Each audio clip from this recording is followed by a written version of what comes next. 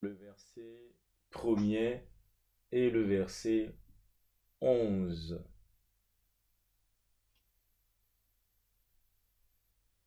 Naoum chapitre 2, verset premier et verset 11. Je lis la parole du Seigneur. Amen. Naoum chapitre 2, verset 1. Voici sur les montagnes les pieds du messager qui annonce la paix. Non, là S'élève c'est pas tes Naoum. têtes. Naoum, hein, Naoum chapitre 2.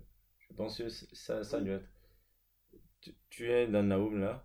En fait, oui. le chapitre 2, verset premier, c'est le destructeur marche contre toi.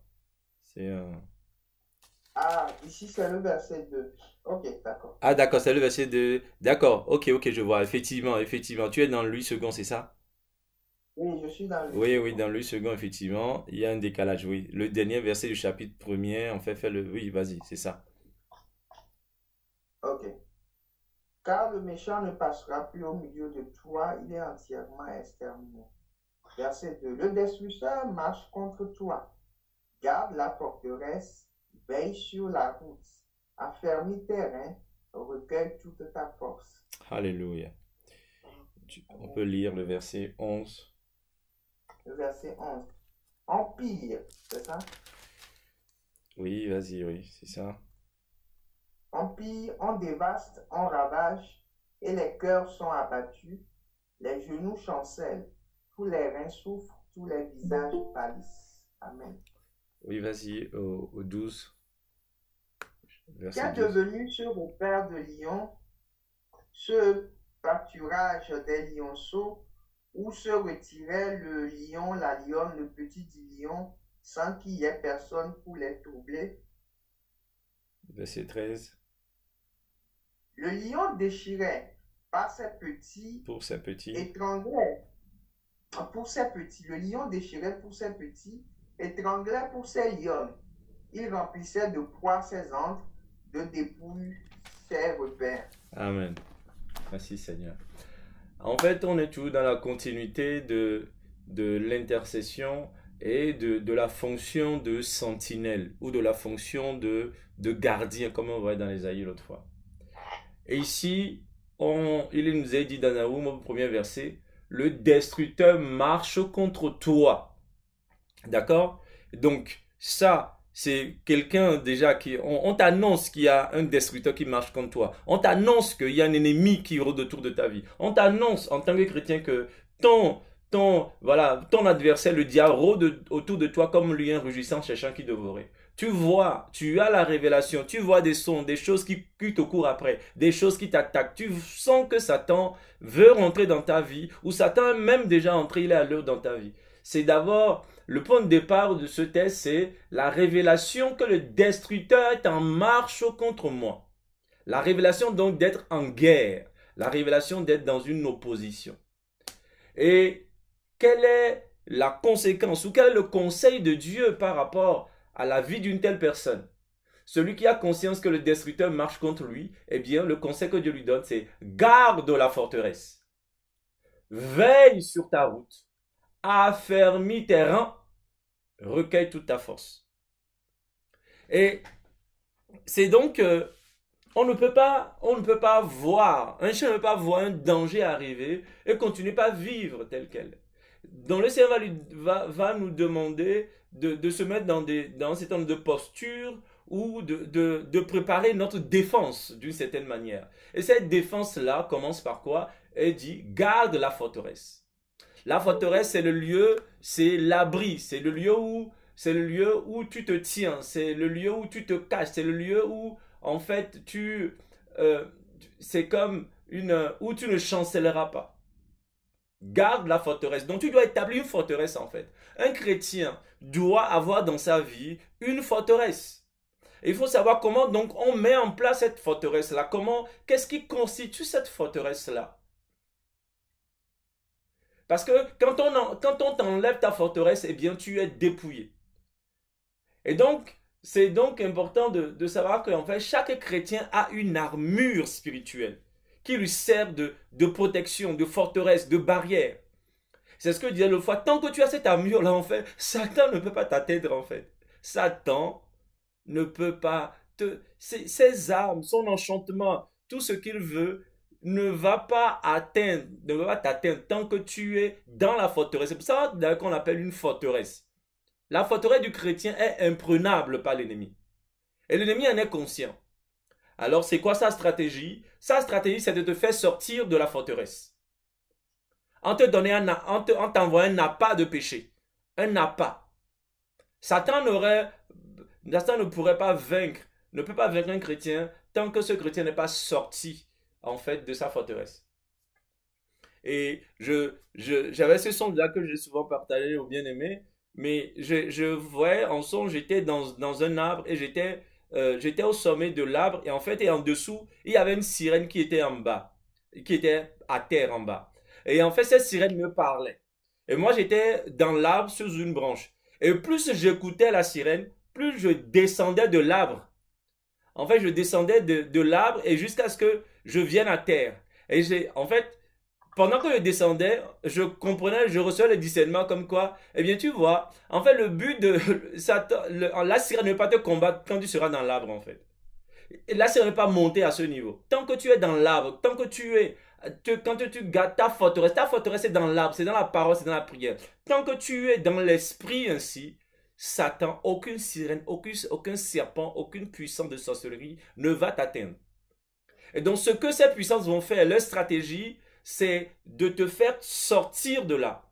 Et comment ils le font? C'est en te parlant, c'est en te tentant, en te proposant un péché, en te proposant quelque chose qui va te dépouiller de ton autorité. Et c'est important que nous-mêmes nous comprenions si nous sommes dans un état où Satan domine sur nous, nous sommes dans un lien quelconque, nous devons savoir comment nous en sommes arrivés là. C'est parce qu'à un moment donné, Satan nous a fait descendre de notre forteresse. Satan nous a fait sortir de notre forteresse, nous a fait descendre de notre arbre. Et c'est pour ça qu'il faut éviter d'écouter la séduction. Tant que tu sais que telle personne qui te parle, il y a un sexe opposé qui vient te parler, il y a quelqu'un qui vient te proposer de mentir dans ton activité. Tant que tu sais que c'est de la séduction, si tu continues à tendre ton oreille, eh bien ce qui va se passer en fait, c'est que tu vas sortir, tu vas tomber et tu risques de sortir de ta forteresse. Donc, ce que Dieu nous dit, si tu sais que tu es dans un combat, alors garde la forteresse. Garde ton... Edwige, tu peux fermer ta caméra si tu veux.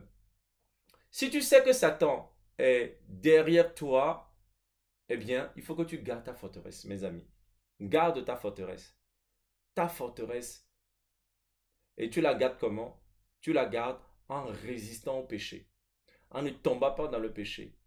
En résistant au péché et en restant dans la prière. Comme Jésus l'a dit, la chair est faible, mais l'esprit est bien disposé. Priez afin de ne pas tomber en tentation. Ouais. Ce qui fait qu'on garde, on ne sort pas de notre forteresse, c'est la prière qui nous garde, qui ne nous soumet pas à la tentation. Vous voyez, la prière nous aide à résister au péché. La prière nous aide à résister aux appâts de l'ennemi pour qui veut nous faire sortir de la forteresse. Donc, il dit garde la forteresse, que chacun puisse travailler à garder sa forteresse dans des temps où nous passons en ce moment. Il dit veille sur ta route. Aïe, veille sur ta route, sur ton chemin. Pourquoi veille sur ta route? Parce que c'est la même chose. Satan va vouloir te détourner de ta route, te sortir de la foi, te sortir du chemin. Parce que c'est une fois que tu es sorti du chemin, tu es rentré, tu es sorti du véritable, tu es rentré dans le péché, tu es rentré dans le mensonge, tu es rentré dans la convoitise, tu es rentré dans la séduction. Eh bien là, tu es sorti de la route, tu n'es plus protégé. Veille sur ta route. Que chacun regarde, sonde ses voies. Vous voyez, avant que Israël ne rentre en combat après le Jourdain, il fallait qu'on les circoncis. La circoncision qu'on leur a faite pour nous, c'est la circoncision du cœur. C'est-à-dire que tu ne peux pas t'engager dans ce qu'on appelle, tu ne peux pas t'engager dans le combat spirituel, en guillemets, si tu n'es pas circoncis en fait. Parce que là, tu vas te faire laminer. Tu vas te faire comme Jésus l'a dit, cribler comme du froment. Et c'est pour ça que, avant de s'engager dans un combat spirituel, eh bien, il faut mettre sa vie en règle. Il faut travailler, mais ça vient rien. Ça, même ça, c'est un autre combat. Il faut travailler à se sanctifier, à résister à la tentation, à sortir. Voilà, tu ne peux pas être dans une faiblesse consciente. On peut être dans l'hypocrisie, non. Donc, veille sur ta route. Affermis tes reins. Alléluia. Maliako saliaka. Affermis tes reins. Tes reins sont ce qui te permettent de tenir debout. Sois résilient. Espère en Dieu.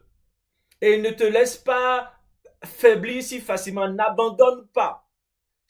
Le combat spirituel, c'est une histoire de persévérance.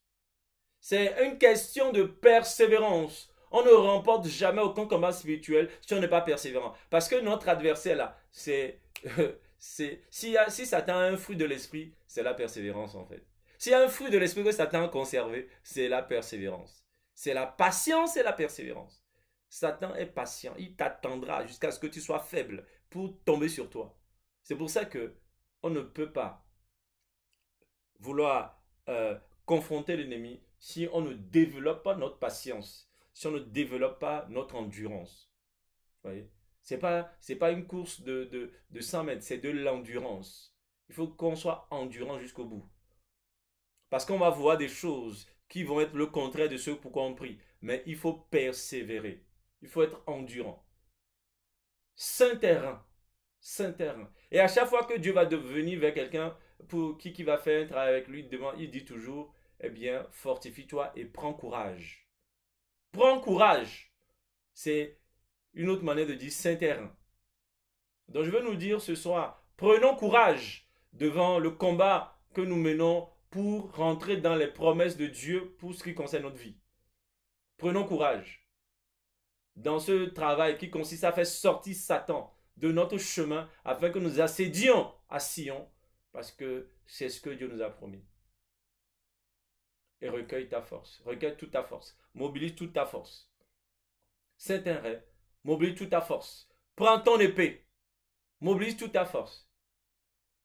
Ça, c'est la recommandation que Dieu a demandé à quelqu'un qui veut entrer dans la restauration. Vous voyez le verset 2 dit, car l'Éternel rétablit la gloire de Jacob. Alléluia. Car l'Éternel rétablit la gloire de Jacob. Si tu attends le rétablissement de la gloire de Dieu dans ta vie, voilà comment tu dois marcher. Il dit, car l'Éternel rétablit la gloire de Jacob, parce que donc l'Éternel rétablit la gloire de Jacob, il faut que Jacob garde la forteresse. Il faut que Jacob veille sur sa route. Il faut que Jacob affermisse ses reins. Il faut que Jacob recueille toute sa force. Alléluia. Parce que l'Éternel rétablit la gloire de Jacob. Tu veux voir la gloire de Dieu dans ta vie. Tu veux voir l'Éternel. On a envie de dire cela. L'Éternel rétablit la gloire de Médélique. L'Éternel rétablit la gloire de Ruth. L'Éternel rétablit la gloire de Darwin. L'Éternel rétablit la gloire de Jocelyne. L'Éternel rétablit la gloire de Lucille. Il rétablit la gloire de Reine. Il rétablit la gloire d'Hilary. Si l'Éternel rétablit nos gloires, nous devons donc nous mettre dans cette position-là qui dit garder notre forteresse, veiller sur notre route, affermir nos reins et recueillir toutes nos forces. Parce que c'est comme cela. C'est notre part à nous. L'Éternel fera sa part. Sa part, c'est de rétablir. Mais notre part à nous, c'est de manifester ces armes-là. C'est de saisir toutes ces armes-là qu'il nous donne ici. Et c'est ce que nous faisons. Nous nous tenons ici parce que nous voulons garder la forteresse. Nous voulons prier afin de ne pas tomber en tentation. Nous voulons veiller sur notre route. Nous voulons affermir nos reins. Nous voulons recueillir toutes nos forces. Et nous prierons tout à l'heure par rapport à ces différents aspects-là du conseil de Dieu. Maintenant, j'en viens au verset, dans le verset 11, qui est le verset 12 en fait. C'est la partie où il est question de qu'est devenu ce repère de lion. Alléluia. Qu'est devenu ce repère de lion? Ce pâturage de lionceaux où se retirait le lion, la lionne, le petit du lion, sans qu'il y eût personne pour les troubler. Waouh! Alléluia! Oh, c'est terrible. Maïsali Yamako Salika. Alléluia. Ce repère de lion. Tu vois, c'est qu'un groupe de prière de chrétiens est censé être un repère de lion. Alléluia. C'est-à-dire que tu dois être un lion, une lionne, et je dois être un lion, et même les plus petits parmi nous doivent être des petits du lion. Les chrétiens sont tous des lions. Et quand ils se retrouvent dans une réunion de prière, cette réunion devient un repère de lion. L'église en réalité est un repère de lion. Alléluia. Un repère de lion. Waouh, notre identité, mes amis. Un repère de lion. Il dit, qu'est devenu ce repère de lion? Où sont les lions? Parce qu'il voit dans cet endroit, il regarde l'église, il regarde Israël, il ne trouve plus des lions dans Israël. Il trouve que des lâches, il trouve que des peurés, il trouve que des gens qui sont dépouillés, des gens qui n'ont plus leur ongles, des gens qui ne savent plus rugir, des gens qui ne savent plus défendre leurs femmes. Voilà pourquoi il dit, où se pâtura des lions, où se retirait le lion, la lionne, le petit du lion, sans qu'il y ait personne pour les troubler. Qui peut venir troubler le chrétien quand il est dans sa position de lion? Il dit le lion déchirait pour ses petits, il étranglait pour les lionnes. Alléluia. Il déchirait pour ses petits. Nous sommes là pour défendre les plus faibles parmi nous. Donc les lions, les lions qui sont matures vont déchirer ceux qui veulent attaquer les petits lions. Et on va protéger également les lionnes qui sont au milieu de nous. Et c'est la même chose pour ta vie. Tu es un lion pour ton foyer. Quand tu es marié, tu es un lion pour ton foyer. Tu déchires la proie qui veut attaquer tes enfants et tu étrangles ce qui veut attaquer ta femme. C'est cela. Même si ta femme est une lionne, toi tu es un lion, tu gardes la maison. Le peuple de Dieu est un peuple de lions. Alléluia. Réalises-tu aujourd'hui que là en toi se trouve un caractère, une puissance de lion? Et dit, lorsque les lions véritablement se rassemblent quelque part, en fait, personne ne peut les troubler, en fait. Parce que qui va vouloir s'approcher? C'est-à-dire que même l'ennemi a peur des lions. L'ennemi Satan a peur que les chrétiens deviennent réellement des lions. C'est pour ça que la Bible dit, le méchant ne peut résister dans l'assemblée des saints. Le méchant ne peut subsister dans l'assemblée des saints. Mais comment vous voulez qu'une hyène vienne se tenir dans un repère de lion? Il sera dévoré.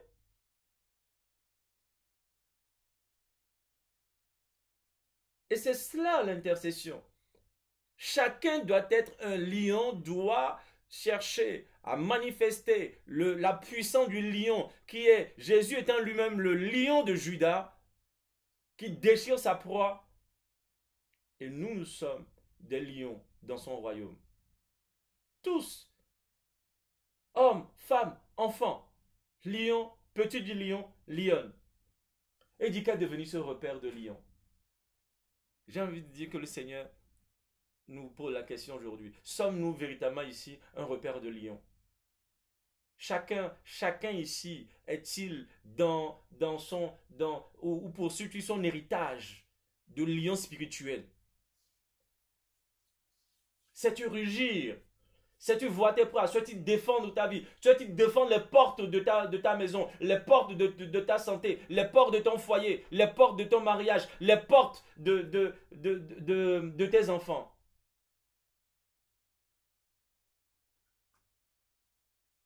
Qu'est devenu ce repère de lion? Nous voulons retrouver, et c'est là ce que nous voulons retrouver en fait. C'est là ce que nous allons prier. Nous voulons retrouver cette puissance. Nous voulons retrouver cette onction du lion.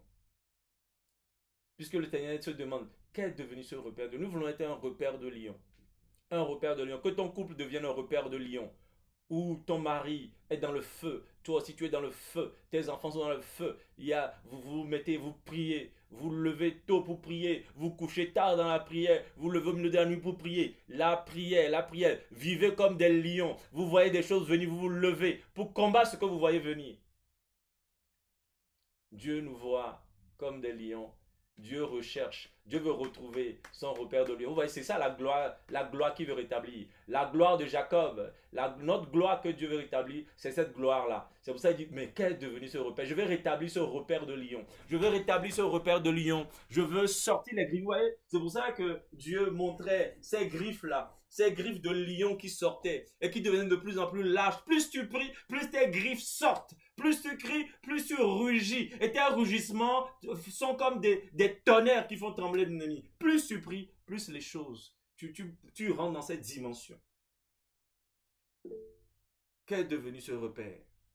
Qu'est devenu ce repère? Tu ne vas même pas te reconnaître toi-même. Parce que tu te dis, mais c'est moi. Enfin, ce que tu es dans l'esprit.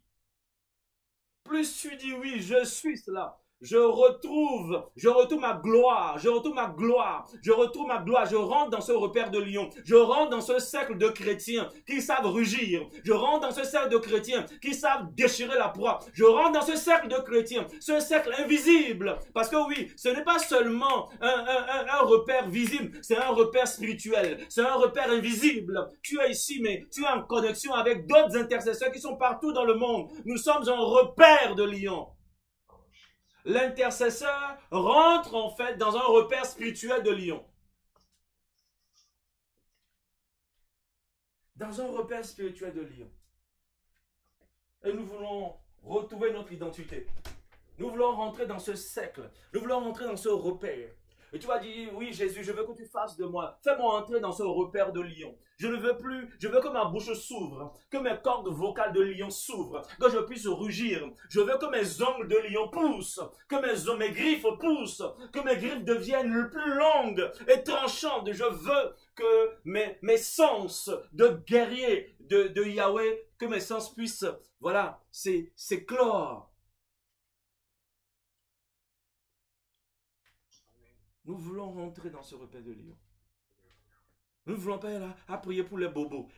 Nous voulons, mais si nous sommes rentrés dans cet héritage, qu'est-ce qui nous résistera? Vous voyez dans les visions que à chaque fois, dès qu'un chrétien rentre dans son identité, c'est l'ennemi lui-même qui fuit. Tu n'auras plus à chasser l'ennemi, il fuira. Lui-même, il cherchera par où fuir, mes amis. Ce n'est pas toi qui le chasseras, c'est lui qui cherchera comment échapper à ce lion qui se lève. Nous devons travailler sur nous.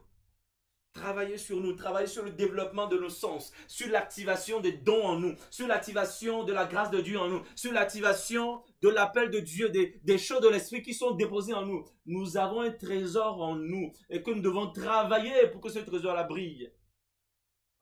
Nous devons retrouver de l'éclat, retrouver de la gloire.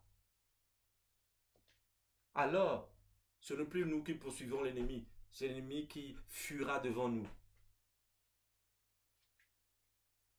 Alléluia. Melea makasilaka. Oh oui. Nous voulons rentrer dans ce repère. Et par quel moyen? En retrouvant notre forteresse. En retrouvant notre sainteté. En serrant nos reins. Et en mobilisant nos forces. Alléluia. Alors élevons la voix, nous allons prier pour notre forteresse. Nous allons dire, Seigneur, restaure notre forteresse. Restaure notre armure que le péché a voulu détruire. Restaure notre armure que l'ignorance, oui, des péchés conscients comme inconscients, des choses que nous ne voyons pas. Restaure notre armure. Restaure notre forteresse. Parce que nous voulons rentrer dans ce repère de lion. Alléluia. Nous voulons faire partie de ce repère de lion. Alors restaure notre forteresse. Restaure notre forteresse. Alléluia. Restaure notre forteresse ce soir, papa. Nous voulons retrouver notre forteresse. Nous voulons retrouver nos revêtements. Nous voulons retrouver notre armure spirituelle. Nous voulons retrouver cette armure invisible. Cette armure que tu nous as donnée à notre nouvelle essence. Cette armure que tu nous as donnée lorsque nous avons reçu le Saint-Esprit. Cette armure que tu nous as donnée, Seigneur mon Dieu, nous voulons ce revêtement, nous voulons ce revêtement, nous voulons ce revêtement, nous voulons ce revêtement. Tu as dit à tes disciples,